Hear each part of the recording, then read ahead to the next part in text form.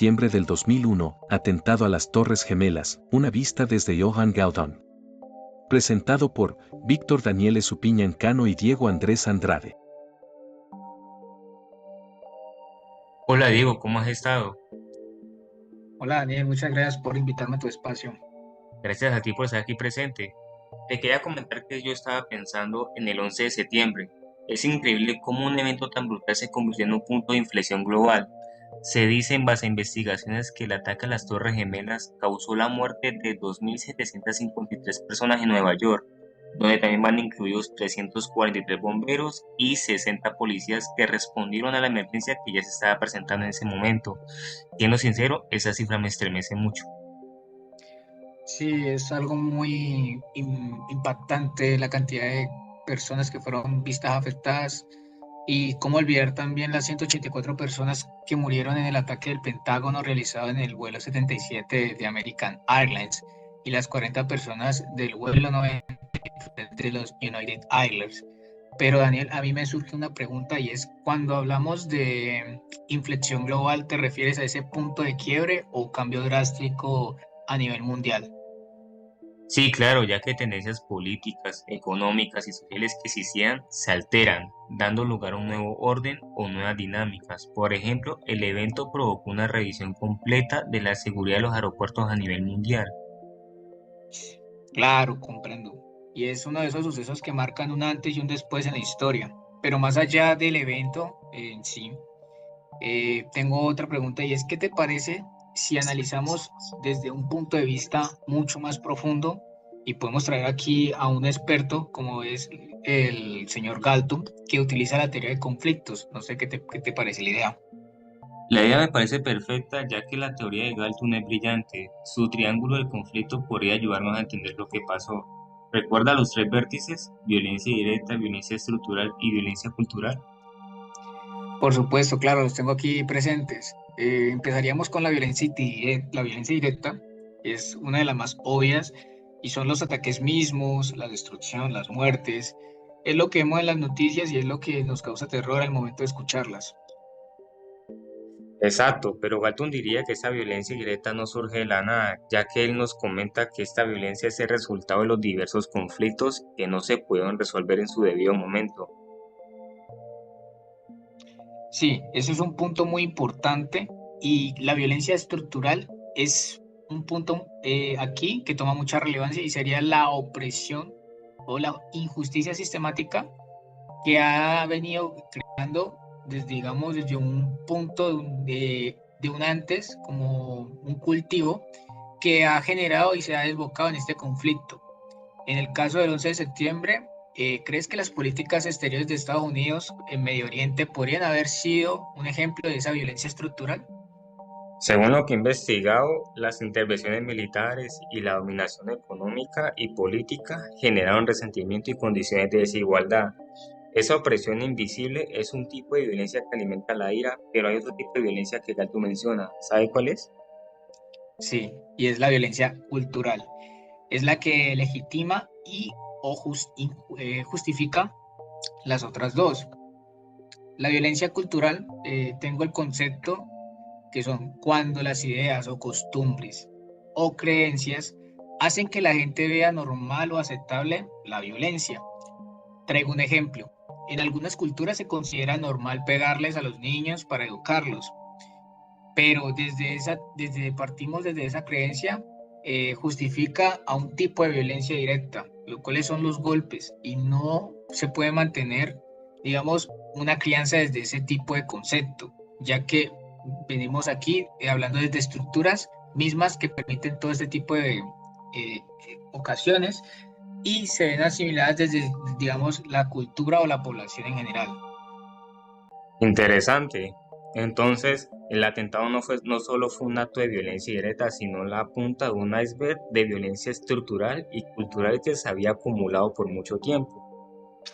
Ahora sí, te pregunto, Diego, si la violencia es un triángulo, ¿dónde ve la mayor dificultad para lograr la paz en un conflicto como este? ¿En detener la violencia directa o en desmantelar la estructural y cultural? Excelente pregunta. Y yo creo, desde el punto de vista, que la mayor dificultad radica es en desmantelar la violencia cultural, ya que es la más difícil de cambiar. Esta involucra lo que son las ideas y creencias de las personas.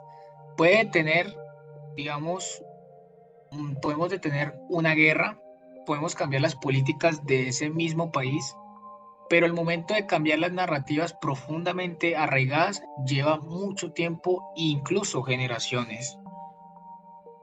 Además de que tengo presente, ahora hablando de este tema, eh, una teoría interesante, que es que sugiere que los ataques no solo buscaban causar muerte o destrucción, sino que además buscaba provocar una respuesta desproporcionada por parte de Estados Unidos hacia Medio Oriente. ¿Qué piensas tú al respecto? Yo pienso que es posible, porque muchos atentados buscan generar relaciones políticas y militares que beneficien a quienes lo organizan.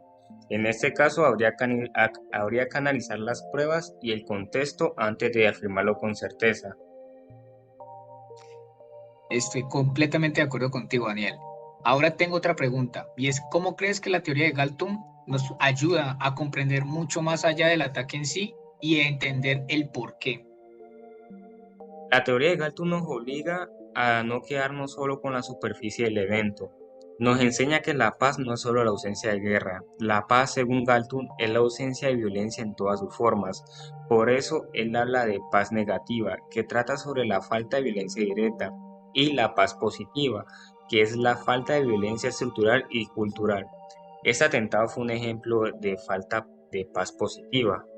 El 11 de septiembre muestra que aunque un país pueda vivir sin guerra interna, sí existen desigualdades, conflictos no resueltos y tensiones profundas. No hay paz positiva y eso puede estallar en violencia directa. Y eso es totalmente importante y crucial para este tipo de charlas. Y es que a partir de todo este tipo de información, nos muestra que para prevenir futuros atentados similares o incluso peores que el atentado del 11 de septiembre, no basta con derrotar a un grupo terrorista, sino debemos de abordar las causas más allá de lo que vemos desde lo superficial, como lo son la injusticia social, la opresión y discursos de odio. Exacto. Y no olvidemos la respuesta militar que dice la guerra contra el terror de Estados Unidos, ya que está cobrado miles de vidas y más de 8 billones de dólares, según estimaciones del proyecto Cost of War de la Universidad de Brown. Eso nos lleva a la conclusión de que la paz real es un proceso continuo de construcción, no solo la firma de un acuerdo. Y es completamente real y estoy de acuerdo con lo que dices. Gracias a Galton nos ha permitido darnos una herramienta muy importante para analizar este conflicto, pero también nos ayuda a entender que la construcción de la paz es una tarea compleja que nos involucra a todos. Sí, claro. Creo que esa es la gran lección. La paz no es solo que no haya guerra, sino que desaparezcan las injusticias y las ideas que justifican la violencia. Si dejamos de actuar sobre las causas profundas, tragedias como el 11 de septiembre pueden repetirse. Sí, exacto. Y además, solo construyendo paz positiva, ayudamos a quitar desigualdades y cambiando narrativas de odio, podremos prevenir futuros atentados y vivir en un mundo mucho más seguro. Es la responsabilidad que nos toca a cada uno de nosotros. Además, quisiera, Daniel, hacer esta pequeña parte para presentarte unas curiosidades que se han visto durante toda esta charla. Y es que, primero, el ataque no creó la guerra al terrorismo, solo que la aceleró en una violencia estructural que ya venía gestionándose desde hace mucho tiempo atrás. Como segundo punto importante, el 11 de septiembre hizo que el presupuesto militar de Estados Unidos se disparó a niveles que nunca jamás se han visto en tiempos de paz, justificándose como si fueran invasiones o vigilancias masivas. Como tercer punto, la violencia cultural también cambió. Se instaló la idea de que el enemigo es musulmán y es un estigma que sigue afectando a comunidades hasta el día de hoy. Y cuarto y último punto es que este discurso no se quedó en Estados Unidos. En Colombia, el Plan Patriota del 2002 adoptó la misma lógica de lucha contra el terrorismo, mostrando como un hecho global que terminó reforzando la violencia en nuestro propio conflicto. Muchas gracias, Daniel, por este espacio y agradecer a todos los que nos escucharon en este momento. Gracias a ti por haber aceptado la conversación y nos vemos. Hasta luego. Hasta luego, gracias. Nosotros como ingenieros informáticos decidimos tener una vista desde nuestra área y realizamos un software que mira cuáles son las palabras más repetidas y le dice al usuario cuál fue la más repetida.